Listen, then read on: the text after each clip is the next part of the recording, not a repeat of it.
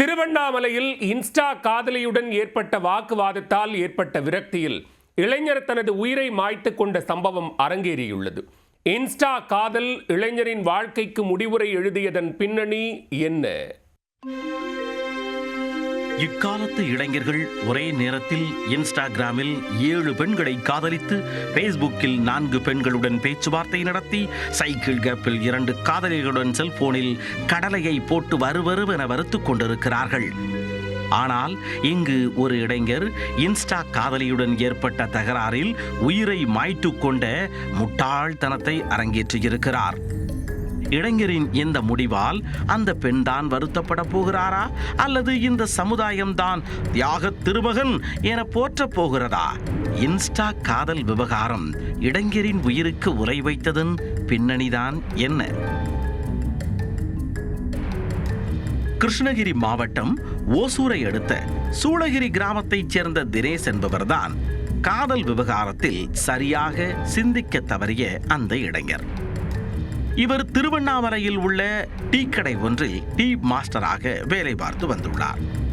இன்னும் சிறிது காலம் போராடியிருந்தால் சொந்தமாக ஒரு டீ கடையை ஆரம்பித்து அண்ணாமலையானின் அருளோடு லட்சங்களில் சம்பாதித்து வாழ்க்கையை ஒளிமயமாக மாற்றியிருக்க வாய்ப்பு இருந்திருக்கிறது. ஐடி வேலையில் இருக்கும் இளைஞர்களெல்லாம் சொந்தமாக டீ கடை வைப்பது எப்படி என இணையத்தில் தேடிக்கொண்டிருக்கும் இந்த காலத்தில் டீ மாஸ்டரான தினேஷுக்கு இன்ஸ்டாகிராம் என்கின்ற வைரஸ் தொற்றிக்கொண்டு ஆட்டம் போட்டு இருக்கிறது பேயாய். கொரோனா ஆட்கொண்டது போல தினேஷை முழுமையாக ஆட்கொண்ட அந்த இன்ஸ்டாகிராமில் தான் அந்த பெண் அறிமுகமாகி இருக்கிறார். காதல் கோட்டை அஜித்தாக இவர் மாற அந்த பெண் கனவில் தேவயானியாக வலம் வந்திருக்கிறார். ஊட்டியிலெல்லாம் டூயட்டும் பாடியிருக்கிறார்கள். பார்க்காமலேயே காதலில் விழுந்த இருவரும் உருகி காதலித்து வந்த வேளையில்தான் அவர்களுக்குள் சின்ன சின்ன சண்டைகள் ஏற்பட ஆரம்பித்திருக்கிறது. சண்டை போட்டு காதலனை கதற விடுவதில் கைதேர்ந்த இன்றைய இளம் பெண்களின் மன வலிமையை புரியாத தினேஷ் சின்ன சின்ன சண்டைகளுக்கெல்லாம் துவண்டு போயிருக்கிறார். இந்த நிலையில்தான் கடந்த ஜனவரி 1ஆம் தேதி இரவு காதலர்கள் இருவரும் செல்போனில் பேசிக் கொண்டிருக்கும் பொழுது திடீரென வாக்குவாதம் ஏற்பட்டுள்ளது. அன்று வரை காதல் மொழி பேசி வந்த காதலி புத்தாண்டு அதுவுமாக காட்டு கூச்சல் போட்டு கடிந்து கொண்டிருக்கிறார்.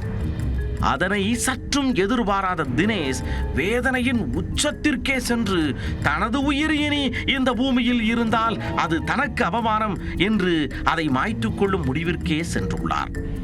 தன்னை பெற்று வளர்த்து நோய் நொடிகள் அண்டாமல் ஆளாக்கிய பெற்றோரை கூட ஒரு நிமிடம் நினைத்து பார்க்காத தினேஷ் வயதான காலத்தில் அவர்களுக்கென்று யாரும் இல்லை என்பதையும் உணராத தினேஷ் சற்றும் யோசிக்காமல் செய்த அந்த காரியம் அவரது குடும்பத்தினரை உலுக்கி எடுத்துவிட்டது என்றே கூற வேண்டும்.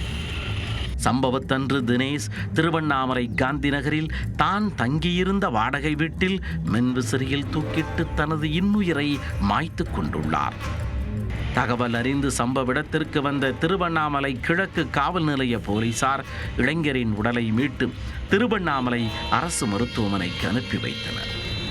வாழ்க்கையை புரிந்து கொள்ள முடியாத வயதில் காதலில் விழுந்து மதிப்புமிக்க வாழ்க்கையை முடித்து கொண்ட அந்த இளைஞரின் செயல் மன்னிக்க முடியாத குற்றம் என்பதே தெரிந்து கொள்ள வேண்டிய நிதர்சனம்.